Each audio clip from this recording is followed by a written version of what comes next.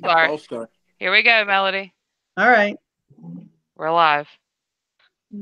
Hi, everyone. I'm Melody Choplin, Director of Region 2 for NAPBIRT.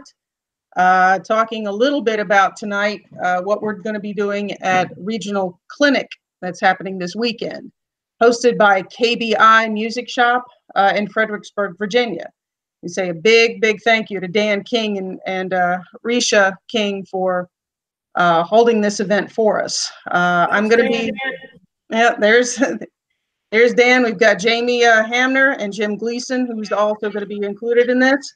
I'm going to be talking mostly about oboes. I'll be talking about troubleshooting, a little bit about tuning problems, expectations that teachers will have of oboes and students, or student instruments, some of the differences between student oboes, intermediate, and professional oboes, all of the points of adjustment, 13 basic points and 23 advanced points of adjustment. So that's primarily what my clinic's going to be about, installation of cork pads, proper preparation of cork pads, some of the methods that I use. And that's going to be what I'm going to fill up the time with on this Saturday. If you're interested in attending, the registration is still open. Anybody can come. You don't necessarily have to be a member of NAPBIRT to come. Registration is at NAPBIRT, NAPBIRT.org.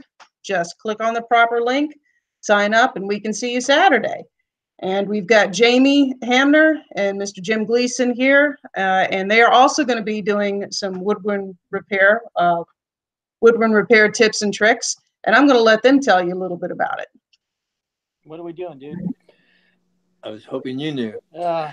We're doing nuts and bolts, basics on clarinet and flutes. We're going to do it side by side. Jamie will be demonstrating techniques and tools of the last 15 or 20 years, and I'll be demonstrating techniques and tools of the last 75 years. And then you guys can pick which one's best for you and your shop position. Dueling technicians. It's got to be a first. It'll be like medieval times. We're going to divide up teams and see which one finishes their instrument first. Oh. Is there a prize at the end? Yeah, we'll put a saddle on Jamie. It'll be great. Oh. Now it'll be a good time. And registration, I mean, we don't care. Even if you show up the day of, we can handle it.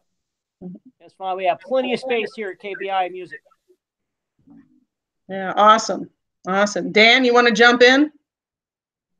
Hey, Dan, you're in? What? He's working. Dan's fixing horns. He's abusing a horn. It's horrible. One of the things I've noticed, I've been working with Jamie off and on. Well, I've known Jamie for quite a while.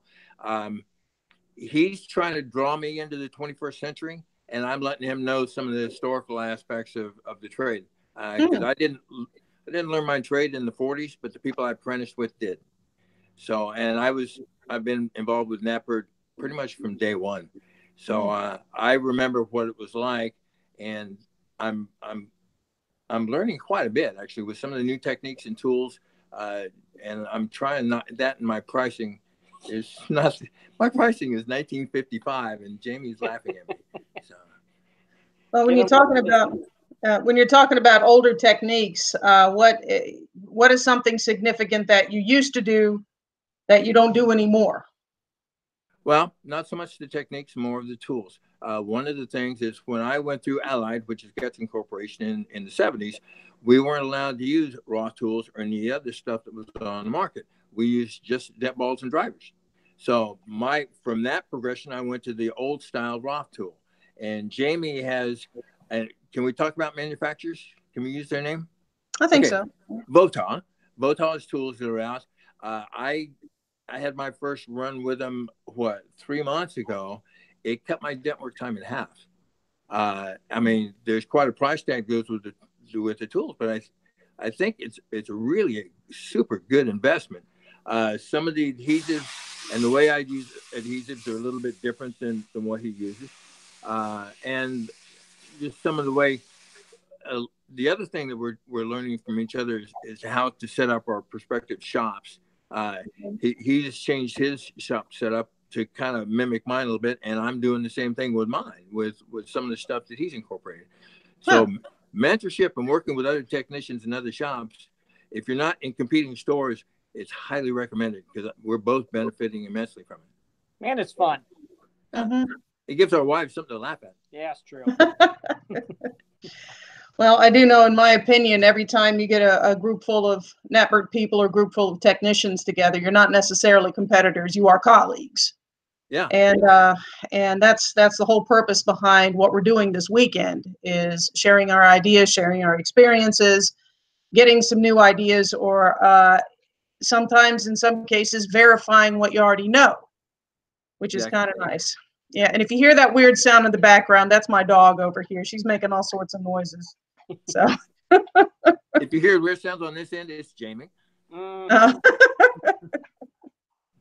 So I don't know, Amanda, do we have anyone that's watching right now?